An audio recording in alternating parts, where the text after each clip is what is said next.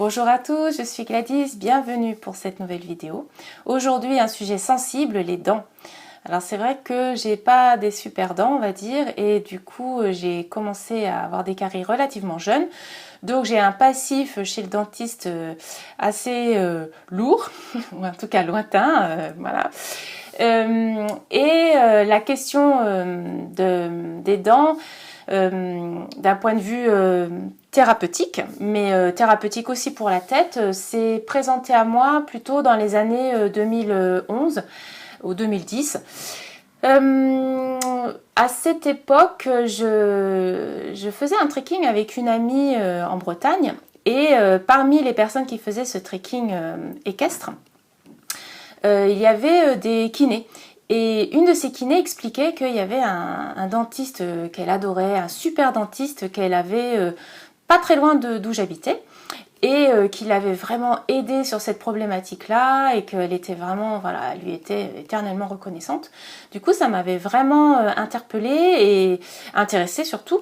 Ce qui fait que j'avais pris ses coordonnées et je l'avais contactée une fois rentrée de ce trek. Donc j'ai pris rendez-vous.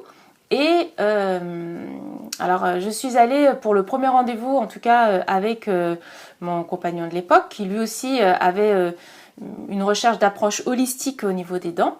Et donc cette personne proposait un rééquilibrage. Et donc moi je trouvais ça vraiment intéressant.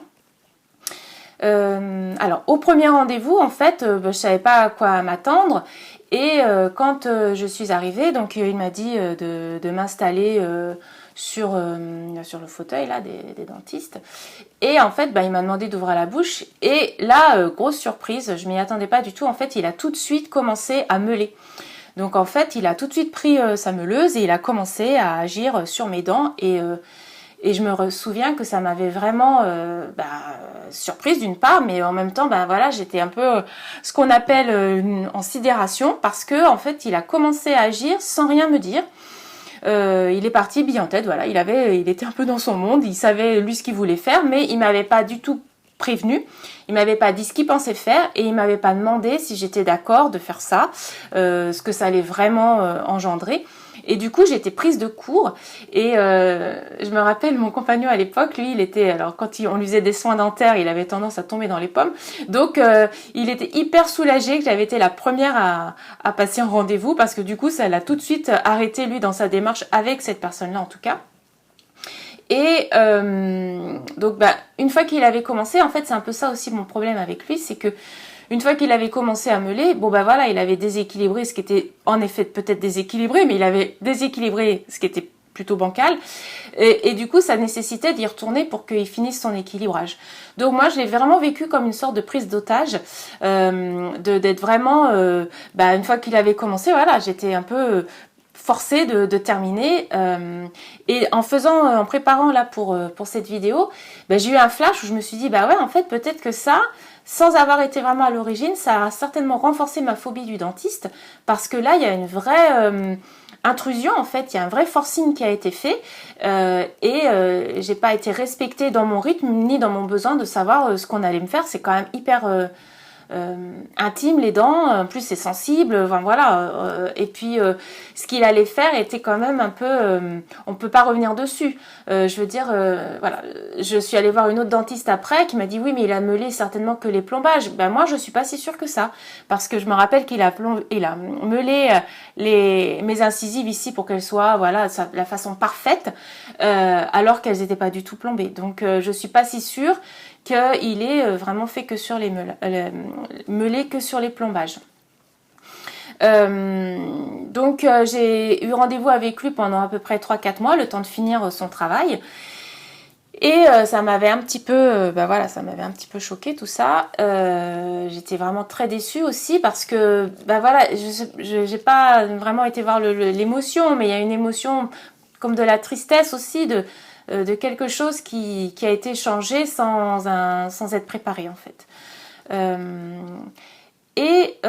J'ai ensuite entendu parler, alors il se peut que ce soit par ma sœur, il se peut que ce soit par des recherches que j'ai faites, enfin je sais plus trop, mais en tout cas j'ai entendu parler d'une dentiste qui habitait, qui œuvrait en tout cas pas loin d'où j'habitais, en Bretagne et qui avait une approche holistique aussi, ce qu'on appelle l'anthroposophie. Alors je sais que maintenant c'est quelque chose qui est un petit peu polémique, enfin bon, moi je rentre pas trop dans les polémiques, il y en a surtout si on veut.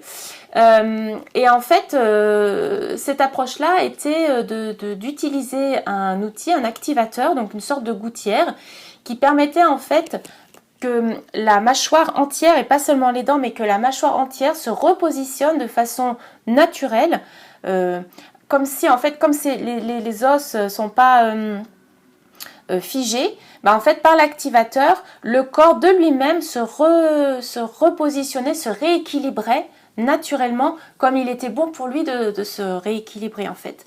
Et je trouvais cette approche vraiment parlante, et c'est pour ça que j'ai pris rendez-vous avec cette personne qui donc a pris des photos au départ pour voir la situation de démarrage, on va dire, pour voir justement au niveau de l'occlusion comment c'était, comment étaient mes mâchoires, est-ce que celle de devant était plus devant, celle de derrière, voilà, pour vraiment faire un état des lieux. Et je me rappelle justement, j'avais parlé de ce meulage barbare, je vais dire, que j'avais subi quelques mois avant, puisque je suis allée la voir elle quasiment un an après, donc en août 2011.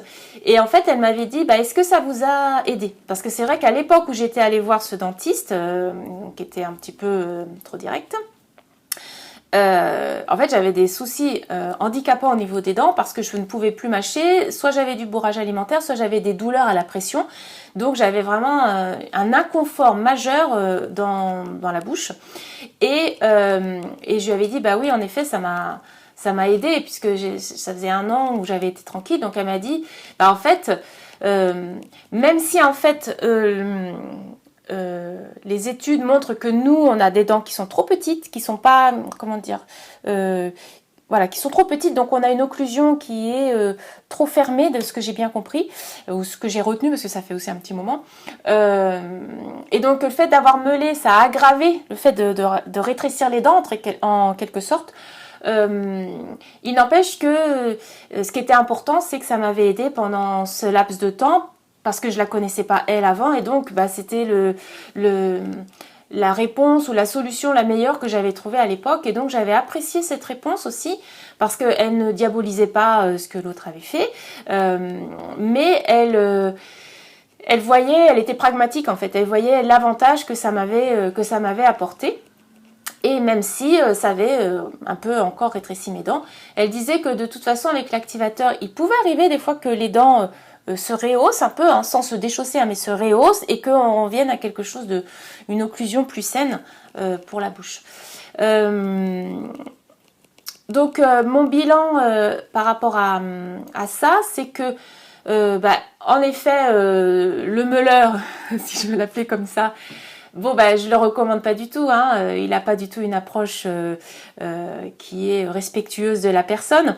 Ce qui m'avait marqué en plus, c'est qu'il avait lu beaucoup de bouquins, qu'il avait développé, quelque part je pense qu'il avait développé un ego un peu important, et il avait cette recherche de la perfection, alors que dans la deuxième approche, c'est pas la perfection qui serait amenée de l'extérieur, c'est en fait le corps qui sait ce qui est mieux pour lui, et c'est lui qui se remet dans l'équilibre qui lui convient, et qui fait qu'ensuite il va être dans une posture, et pour globalement, parce que de la bouche on a pas mal d'influence, on s'est reconnu qu'on peut avoir des problèmes sur tout le corps, rien que parce qu'on a des problèmes dentaires. Donc rééquilibrer la bouche, c'est quelque chose, c'est une approche qui est vraiment, vraiment utile si on en a les moyens. Donc j'ai un retour plus positif pour la deuxième approche, qui était douce, qui était respectueuse du rythme de la personne et de la personne. Pour la deuxième, j'ai oublié de vous dire, mais en fait j'ai été la voir pendant 6 mois, et à la fin des 6 mois, en fait, il aurait été préférable que j'ai un autre activateur pour pouvoir bien stabiliser en fait les changements qui avaient eu lieu. Seulement, de mémoire, il y avait 2 choses qui n'allaient pas. D'une part, c'était un coût que je pouvais plus me permettre à l'époque. Et d'autre part, je déménageais à nouveau. Et du coup, j'étais moins disponible pour faire les rendez-vous réguliers, pour faire le suivi avec elle. Donc, arrivée au nouvel endroit où j'étais, eh bien, j'avais gardé ça en tête, hein, de rechercher un dentiste qui avait cette approche plus globale de la personne, en évitant soigneusement d'aller voir celui qui était pourtant plus proche, hein, mais celui que j'avais été voir en premier. Et j'ai trouvé quelqu'un qui avait cette approche-là et qui proposait d'ailleurs parmi ses services une lecture de ses dents. Il y a des livres qui ont été écrits dessus où on sait que telle dent a telle signification si on cherche au niveau symbolique, et donc avoir des caries ou des difficultés au niveau des dents à certains endroits, ça peut donner des informations sur ce qu'on traverse, sur ce qu'on a traversé. Et je me rappelle, j'avais demandé est-ce que ça vraiment, enfin quel est l'intérêt de faire une lecture comme ça pour des choses qu'on a éventuellement soit qui sont vraiment anciennes et on n'y peut rien, ou soit est-ce qu'on peut vraiment régler les choses juste en sachant que on a eu telle carie et donc ça correspond à telle problématique. Et lui, il trouvait que si ça pouvait beaucoup aider, qu'à certaines personnes à qui il avait proposé, ça avait été révélateur, hein, ça avait ouvert vraiment des portes de compréhension. J'avais hésité, mais à l'époque j'étais sur pas mal d'autres choses et donc je ne l'ai pas fait avec lui. Et je suis allée le voir essentiellement pour des soins dentaires. Ce qui fait que malgré tout, comme il avait cette approche-là, j'avais un peu plus de facilité à me détendre. Mais c'est vrai qu'à partir de cette époque, j'ai vraiment développé une très très grosse phobie du dentiste avec une tension très très importante qu'il a essayé d'aider.